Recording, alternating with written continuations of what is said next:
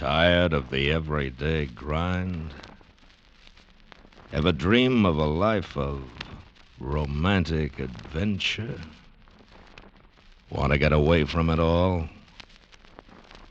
We offer you Escape.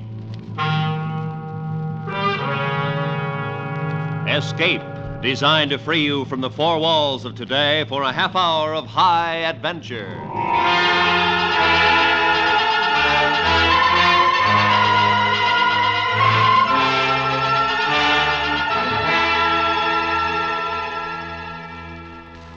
You are trapped in a snowbound cabin in northern Canada. The temperature slowly dropping, while across the table from you, his eyes staring at you, is your only companion, a madman, waiting for his chance to kill you. Listen now as Escape brings you Anthony Ellis's terrifying story, A Study in Wax.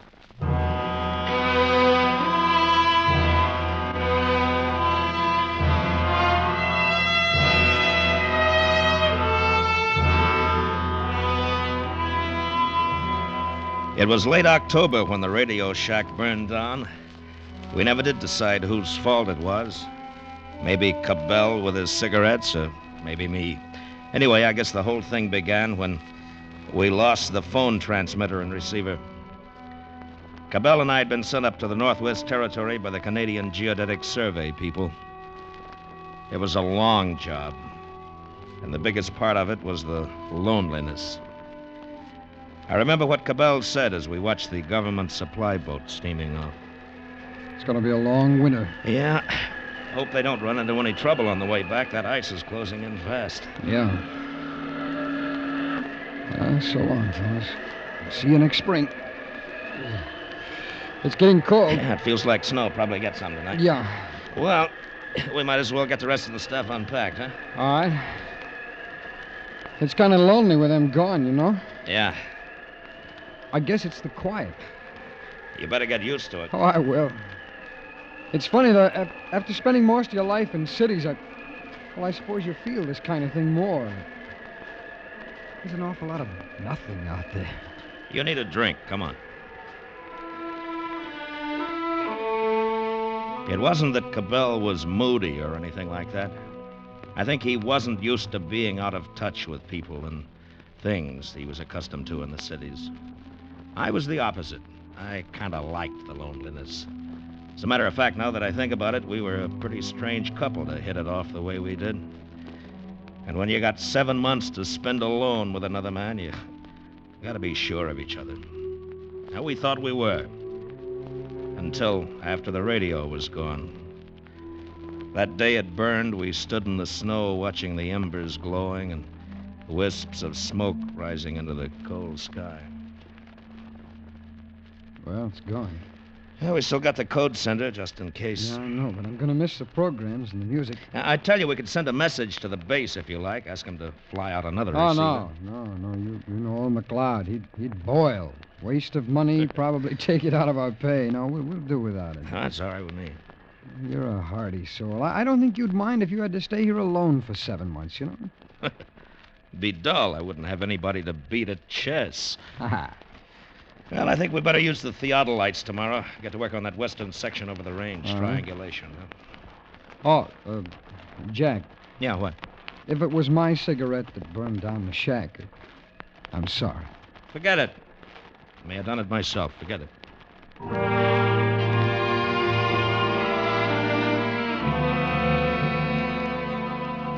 By the end of November, we'd done pretty well as far as work was concerned. But Cabell was getting jittery.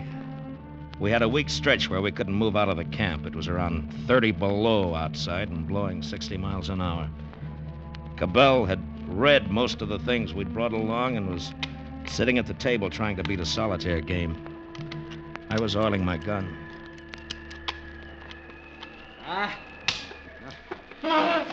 Odds are against you every time. Oh, I know it. Oh, I wish this weather would ease off. It will. Hey, I got an idea. What? What do you say we open our Christmas presents tonight? Our Christmas? Yeah. It's November. I know, but I'll bet there'll be some books. I told my folks to pack some books. Yeah, well, what'll you do when you finish? I don't know, but I've got to do something. I just wish we had the radio. Look, we can send a message. If McLeod wants to cut our heads off for burning up his property, he'll have to come here to do it. If not, maybe he'll be feeling good and send it to us. Well, it's worth a try. Do you mind? It's not you, Jack. We talk and play chess, and it's swell, but... Well, I miss the outside. I feel like... Well... I know. Give me a pencil. Sure, I'll get one. Here you are. Thanks. Yeah, how does this sound? Radio shack burned to ground. Can you send new receiver? Mm-hmm. Have only small set on fixed channel. Jack, couldn't you say emergency? No, that'd go over big with McLeod. We miss Canadian and U.S. mystery shows, must continue to hear them in order to keep up our work. Leave it as it is. All right. Switch on the generator, will you? Sure. It's kind of stuffy in here, isn't it? I was thinking it was cold. Old woman. Well, here we go. McLeod's gonna love this.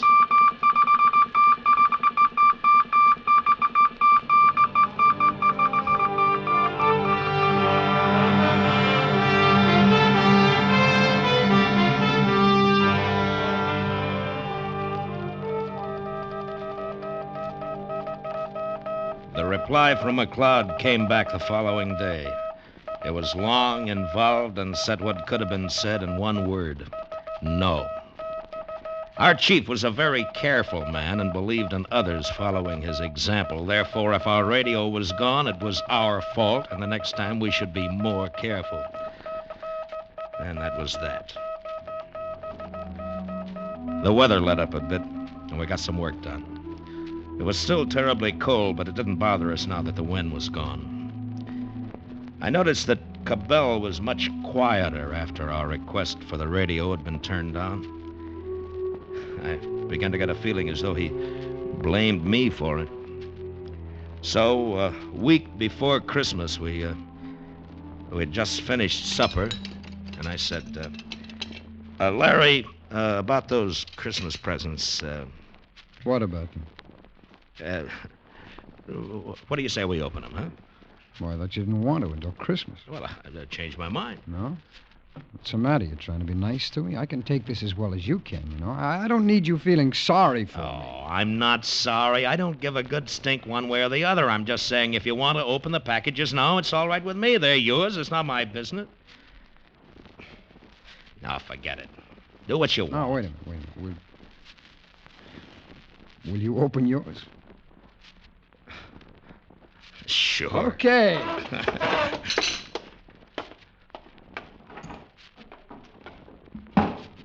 He got a hammer and started to pry open the case. Our families and friends had done their shopping in August, and we'd put their gifts together in the case. And at the sight of those colorful wrappings, Cabell began to smile. Oh, mother of mine. He was back in touch again.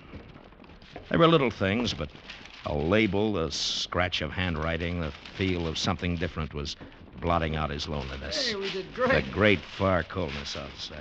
Come on over. Come on. See what you got. Okay. It doesn't feel like books. They wouldn't pack them like this, would they? Oh, they might. This is from my sister. You met her, Jack. Nancy, the one in Winnipeg? Oh, Nancy. Oh, yeah, sure. Hey, look. What? Look at that. Look what we got. It's a phonograph. A phonograph? Yeah, there must be some records in here. Jack, wind it up, will you? Oh, yeah. This is great. There's a big stack up in here. There must be... Oh, of all the lousy, crummy luck. What? What's the matter? They're broken. Oh, that's a shame. Broken. All of them? Well, there's... Wait a minute. There's two of them that's okay. Well, that's good. It's great. Listen to this, will you? What? Bugle calls of His Majesty's Army. What? I mean it. Look. It belonged to my father. I remember him playing it when I was a kid. Well, what's the other one? Let's see. Oh, it's The Age of Gold, Shostakovich. It's one of my favorites. No Benny Goodman or anything like that, huh? No. That's right. I forgot you. You don't much like this long hair music, do you? Oh, not much, but it's okay. Come on, let's take a listen to that bugle call thing. That ought to be something. Here, I think I got it wound up enough. Wait till I tell Nancy about that fancy packing job of hers. The following bugle sounds are the authorized calls to be used in His Majesty's service. The charge. The charge. Oh, boy, this brings back memories. The alarm.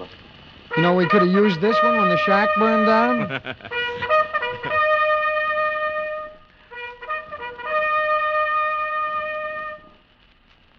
Officer's call. Oh, on this one, everybody comes. No, it's the next one. Yeah, We got a lot of laughs out of that old record. Played it a couple of times and had a couple of drinks. And I tell you, that phonograph, even with only 2 records, it made a lot of difference to us. The strain seemed to be gone. And then Cabell put on his Shostakovich and got lost in it. To me, it wasn't much. It was all cluttered up with a lot of noise that hurt your ears. He must have played it a half a dozen times while we unwrapped the rest of the things. There were a lot of books and magazines, and that was real good. I figured we could stretch him out for at least 3 months, which would take us into March. But by the next day, the weather turned bad. A blizzard came down. We stayed inside until the day after Christmas. And Cabell, he was like a kid. He smoked cigars, drank brandy, listened to his record, and read. And in 10 days, he'd read every single thing. And then he had nothing to do but listen to his record.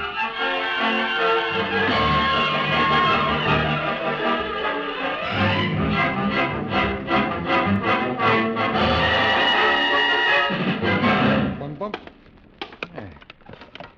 Oh, you're not going to play it again. Sure, do you mind? Well, I wouldn't mind not listening to it for a while. Why don't you try the bugle calls? They're quieter anyway. Learn to appreciate good music, Jack. You're missing something. Well, maybe I will. But not from that. It's beautiful. Well, not to me it isn't. Why don't you let it go for a while, huh? All right. Feel that way about it. How about a game? No, not right now, thanks. I want to finish reading this article. What are you reading? Oh, yeah, I read that. That's not much. You know, that guy never could write. Oh? I think it's pretty good. Depends on what you're used to reading, I guess. What kind of a crack is that? Nothing. It just depends on what you're used to reading, that's all. Does that make me a lowbrow? Oh, you said it. I didn't. You better check the oil outside. I did it yesterday. It's your turn. I did it this morning. In this weather, we do it twice a day. You remember? Oh, yes, sir. You trying to be funny? No, I just didn't like the way you said it. We're both in charge here, you know. Not you or me. Nobody gives orders here. We share the responsibility. Okay, then do your share. All right. I'm going out to check the oil, and not because you say to do it, you know, but because I want to. Well, good for you!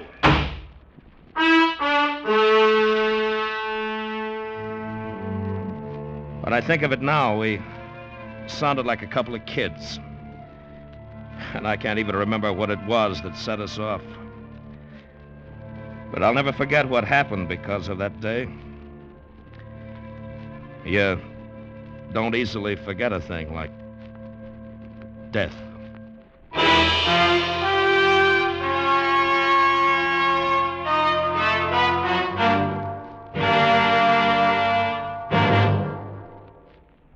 We will return to Escape in just a moment, but first...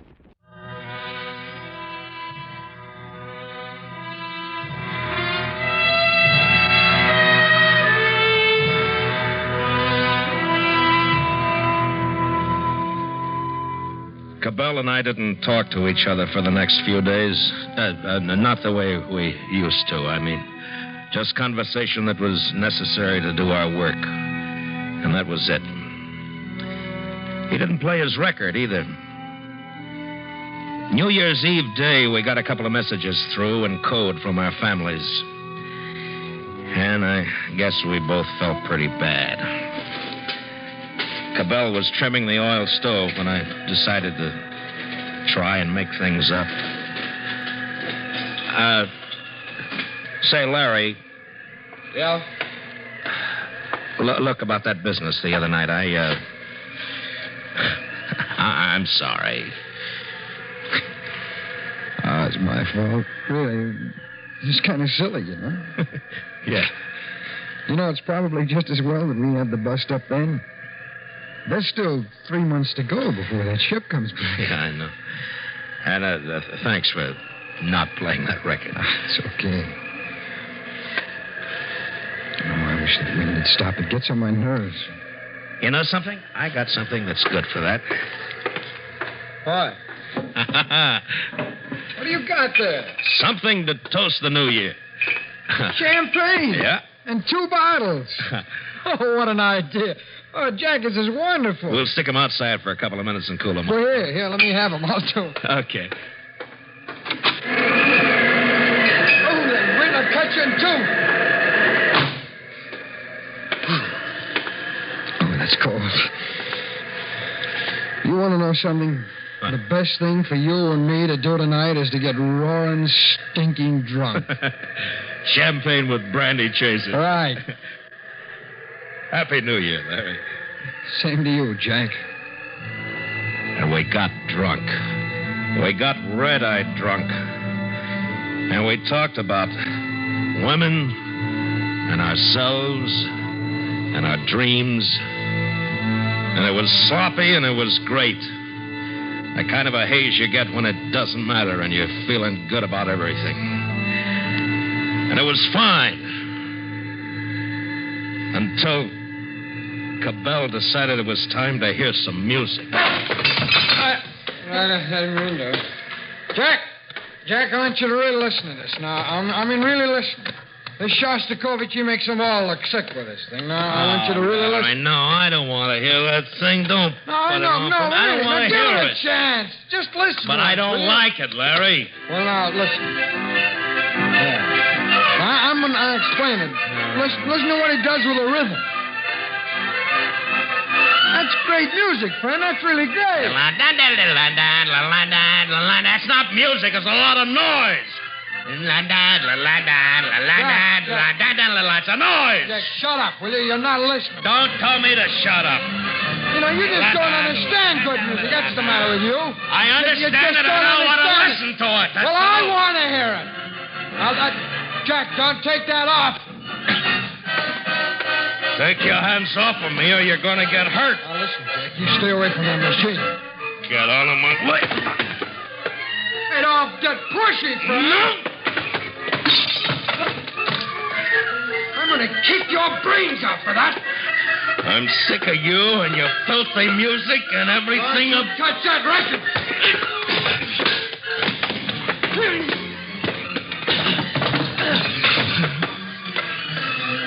Now take a good listen. Because you're not going to hear it anymore, this thing. Not as long as I'm here.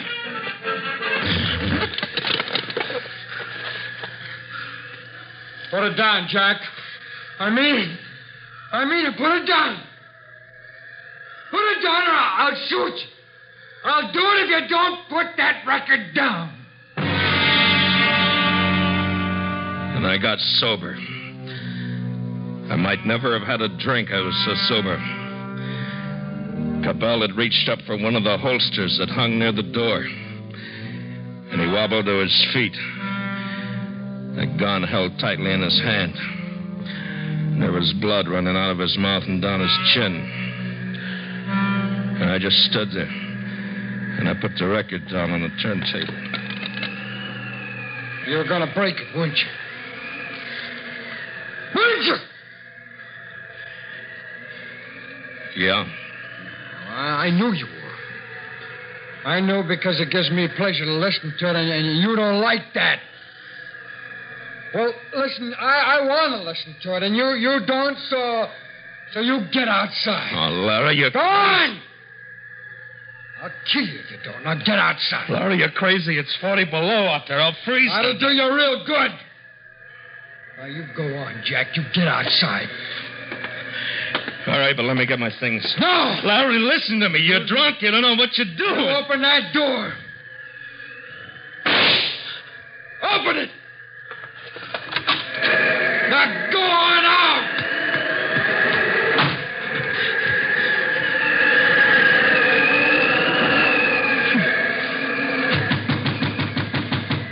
Larry! Larry, let me in, Larry! Larry, you hear me? Let me in, Larry! And inside, I thought I heard the music again. He was crazy. Crazy drunk. I went around to the back trying to get away from the wind, but it wasn't any good. There wasn't anywhere to get away from it. I've seen what happened to men caught in the open this way, and I knew how quickly it could happen. So I ran and I jumped. Anything to keep moving. And all the time, I couldn't believe it was happening. I don't know how much time went by. Maybe it was a minute. Maybe it was 10. Jack! Jack, where are you? Jack! I heard him calling.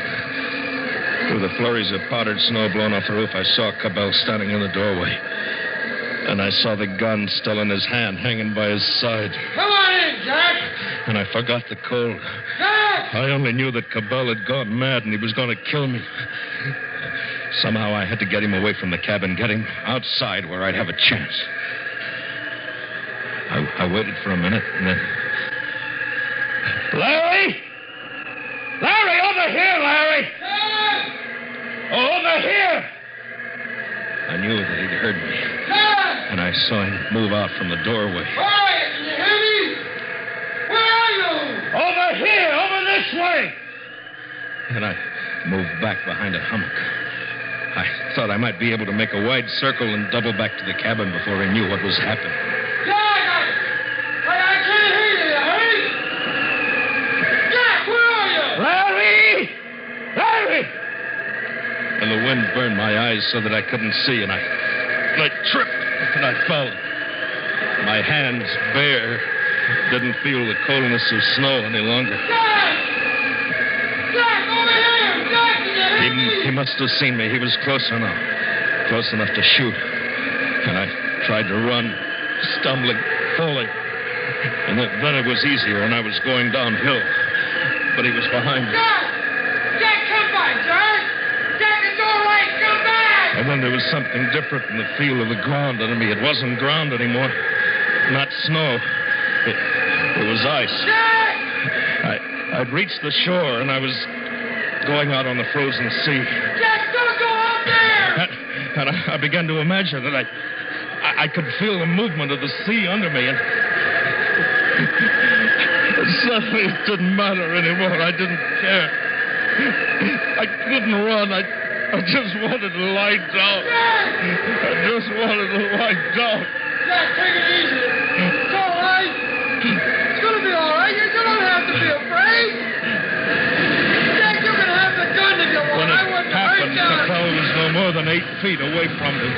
But I just lay there watching, waiting for him to shoot. And the dark ribbon that split the ice grew wider and wider.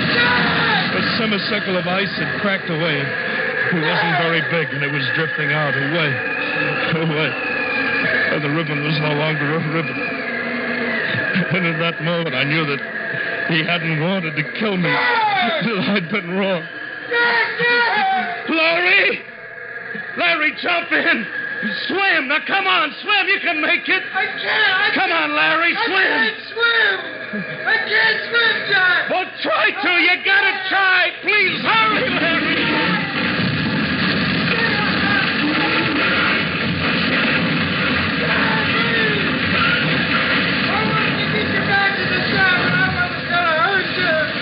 He moved away faster after that. Then I couldn't see him anymore. He was lost in the blackness. But I could hear him. Oh, Lord, I could hear him.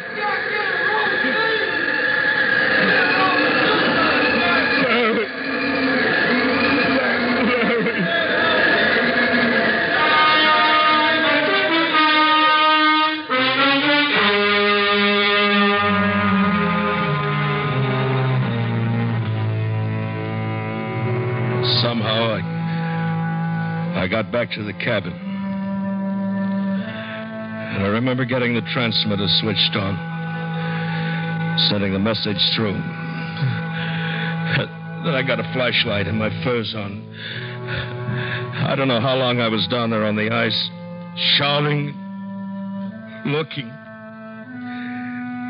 But I knew he was gone. I'd never see him again. And in the gray morning, the planes came. And for 2 days they searched until the weather forced them back. And that was all. They flew me back to the hospital. Maybe I'll lose my hands, maybe not. Not sure yet. Well, it doesn't matter anyway.